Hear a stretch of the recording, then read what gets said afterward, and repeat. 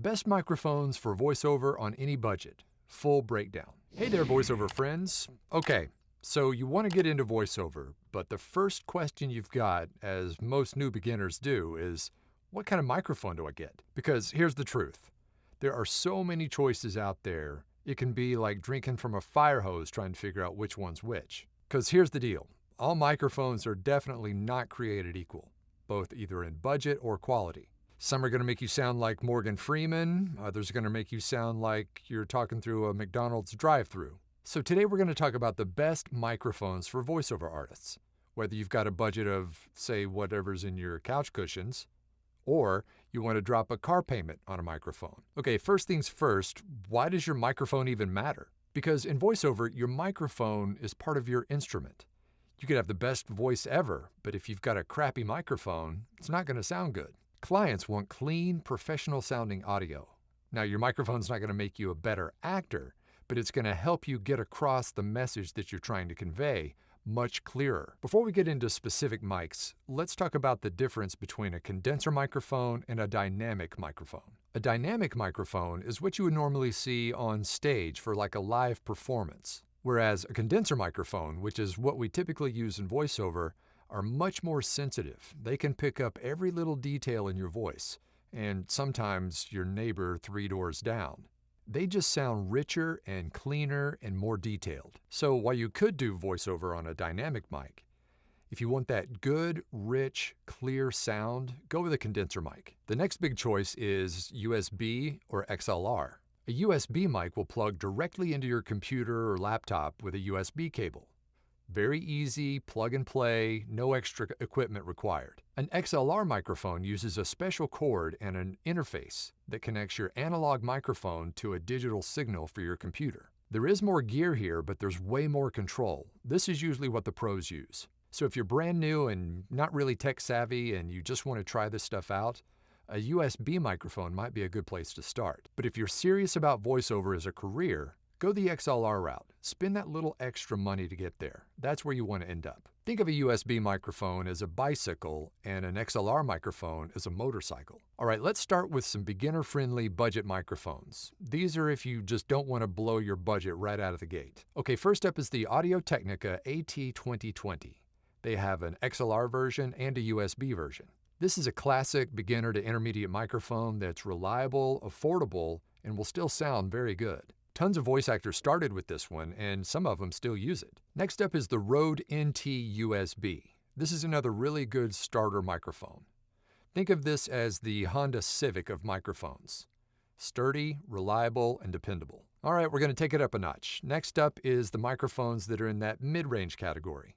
So if you've got a little bit more budget and you're serious, these are going to be where most voice actors live. All right, first up is a legend, and that's the Rode NT1A.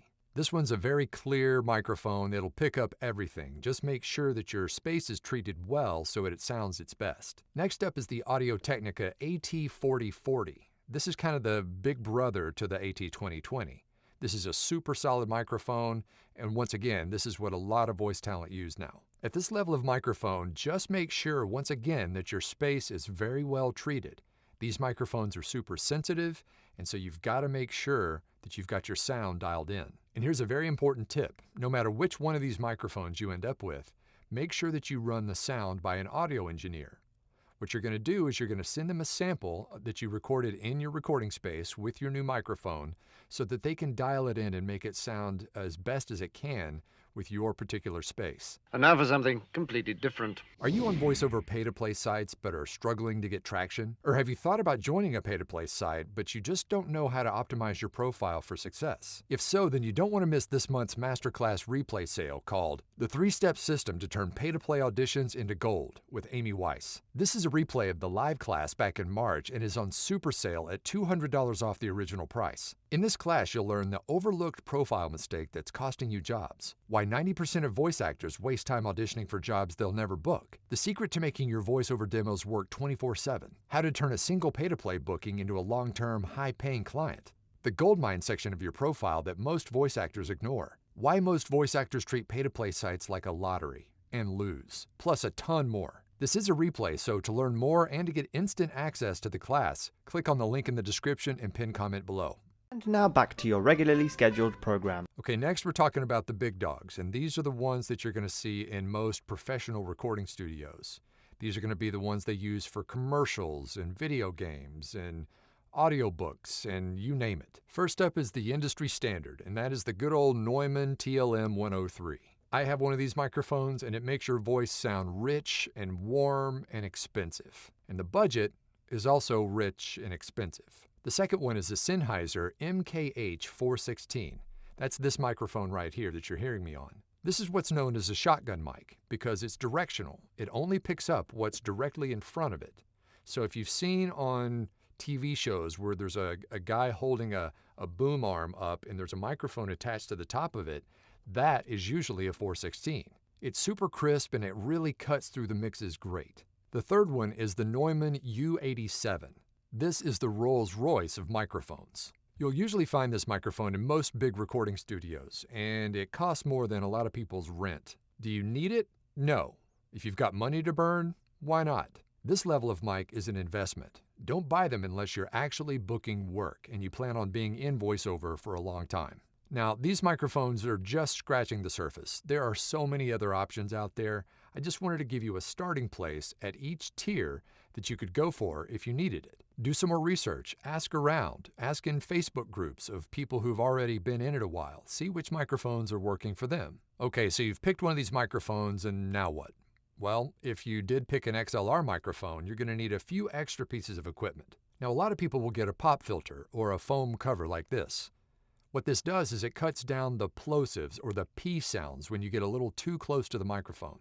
Another thing you might want to get is a microphone boom arm, and that's this arm right here that keeps the microphone up and out of your way when you're not using it, and you can just move it right back into place when you need it. Next up is an audio interface. Remember, when you're using an XLR microphone that's not powered, you're going to need a piece of equipment to, number one, power it, and number two, turn that analog signal into a digital signal for your computer. The Focusrite Scarlett Solo or 2i2 is always a fan favorite. And of course, the last part of the equation is, once again, a very well-treated recording space. But here's a little secret.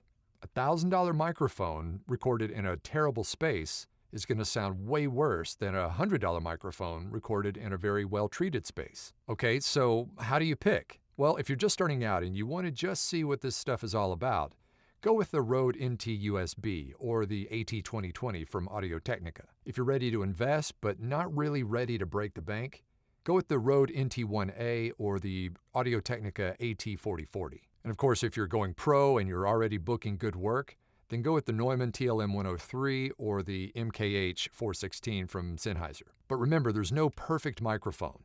The best microphone is the one that works best for your voice and in your space. A lot of places will actually let you rent them before you buy them. That way you can test it out in your space. Some mics flatter a deeper voice, and others flatter more of a bright sound. The only way to find out is to try them out. Now, if you want to try these out and you can't find a place that'll let you rent them, buy it from a place that has a good return policy, like Amazon or Sweetwater or Guitar Center. That way you can try it. If you like it, great. If not, you can always return it and get a different mic. Remember, your voice is your instrument. It's like buying a pair of shoes. Make sure that you try plenty of them before you find the right one. All right, now let's talk about what not to do with your new microphone. The first one is don't buy the most expensive microphone right out of the gate. A Neumann U87 is not going to get you more jobs. Skill comes first. Another one is don't record too close to the microphone. Nobody wants to hear that. The next is don't ignore your room. Are you picking up a theme here? Your mic hears everything. Your fridge, your air conditioning, your dog, your neighbor practicing tuba next door. So what is the best mic for VoiceOver? The answer is the microphone that fits your space, your budget, and your voice. Start small and upgrade as you grow. Remember, it's not the microphone that gets you the work, it's your skill. But I will say that once you do find the right microphone, it's like unlocking God mode for your voice. All right, that's my breakdown of the best microphones for VoiceOver. We started with budget-friendly and went all the way up to the pro-level beasts. Which mic are you working with now? Or maybe which mic are you looking to get next? Drop a comment and let me know. And if you want to learn more about why voice acting is such a great side hustle, check out this video right here.